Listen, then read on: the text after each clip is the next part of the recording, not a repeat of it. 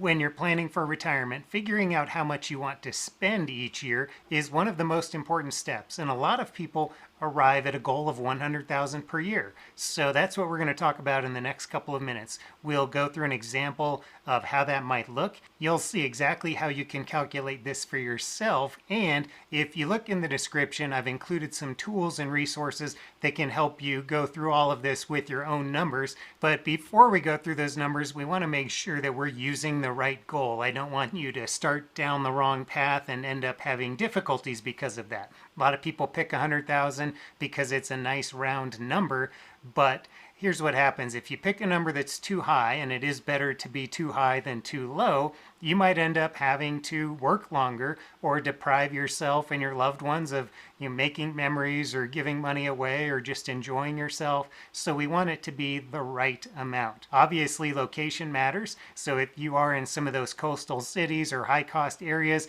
100,000 doesn't go very far. But in a lot of places, even if you're earning 100,000 of income right now, you might not necessarily need that much. So let's go through a quick example of how this might look.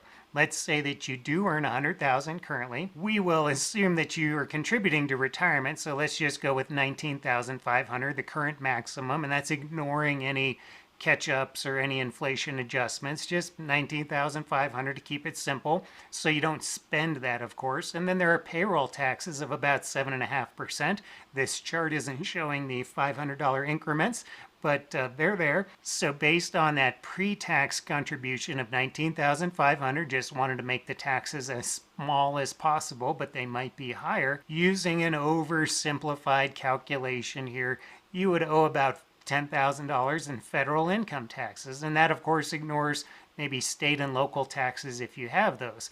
Ultimately, we end up at a point where you have about $63,000 to spend. So 100,000 of income can turn into just $63,000 of annual spending money. Still, let's just assume that you do want that 100,000. So we want to define what we're talking about. Is it 100,000 of after-tax spending money? So you spend all 100,000 of that on things?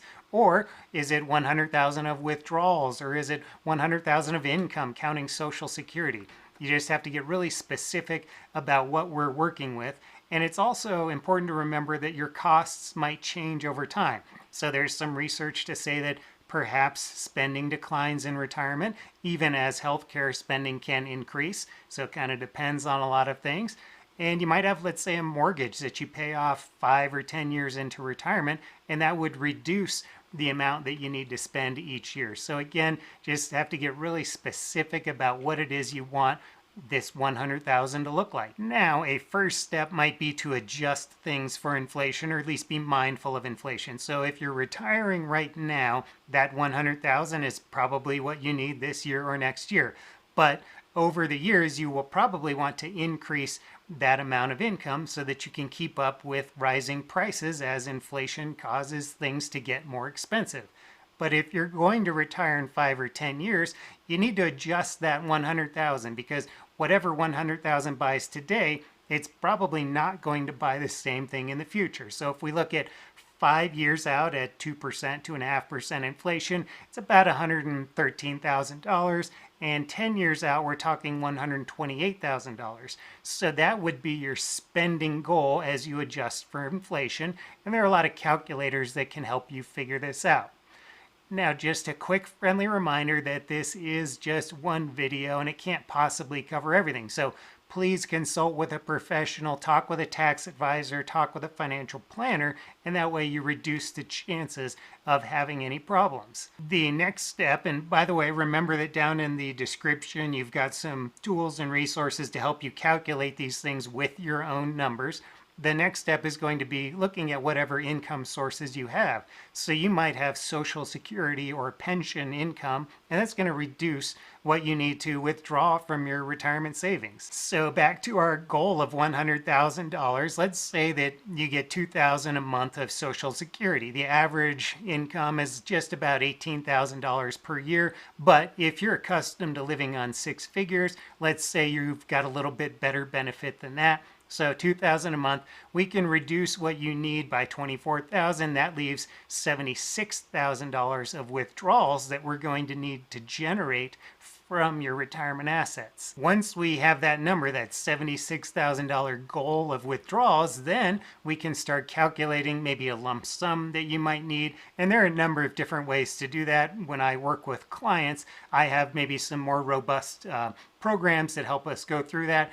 But it's perfectly reasonable to just start by calculating a lump sum. That'll give you a decent idea of how much is needed to generate that type of income in retirement. So how much money would you need to generate that type of income? Again, a couple of ways to figure this out. Some people will love this, some will hate it, but we can use the 4% rule as just a rough ballpark. If you want to be more conservative, use the 3% rule, but let's say we want to generate $76,000 of income. That means you would need about $1.9 million of retirement savings saved up if you're going to rely on the 4% rule. There's, of course, no guarantee that that's going to work out for you, but it's a decent ballpark start. Again, it's always best to do some detailed financial projections as opposed to just using rules of thumb. But for those of you who do want to kind of calculate these things on your own and just get some idea of where you stand, that's an okay way to start. Another way to figure this out is to use an annuity calculator. This is Bankrates that I'm showing you now, and I'll put a link to this or something like it in the description. But we're going to leave the starting principal blank because that's what we want it to calculate. We've got this $76,000 withdrawal every year with 2.5% inflation. So the amount you would need, they're saying, is a little bit less. So you want to go through this maybe a number of different ways and kind of compare notes and figure out what might be the differences between the different tools you use. And by going through that, you learn a lot and you might figure out exactly what is the best route for you. The next step is to figure out how much you need to save each year to get there. So we say we've got that $1.9 million goal.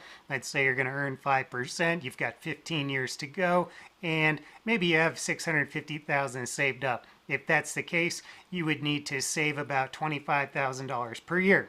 And in this case, you don't necessarily need to adjust it for inflation. So these are the types of things where you can run some numbers and figure out exactly what it's going to take to get you to that goal. So now you have the tools and the steps to help you figure out all of this with your own numbers. If you found this helpful, please leave a quick thumbs up. Thanks and take care.